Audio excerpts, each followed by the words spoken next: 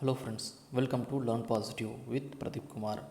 If you are first time for our channel, like, comment and share with your friends. Please subscribe and don't forget to click the notification symbol.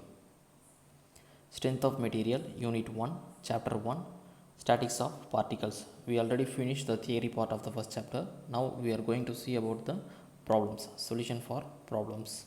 Class 1. Here we go. Solution for problem 1. The question was two forces of magnitude 10 kilonewton and 8 kilonewton are acting at a point. If the angle between the two forces is 60 degree, determine the magnitude of the resultant force. Now we are going to take the given data from the question. So first data we have the two forces of magnitude 10 Newton.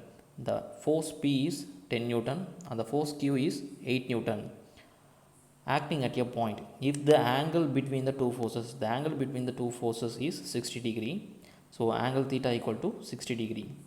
Now finish the given data, we are going to determine the magnitude of the resultant force.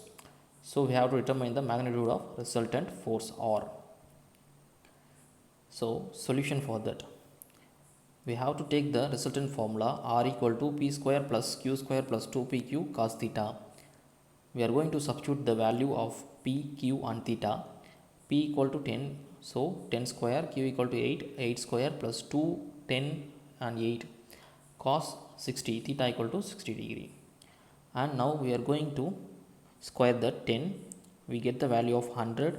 For 8 square 64. For 2 into 10 into 8 is 160. Cos 60 is 1 by 2. So 160 by 2 80.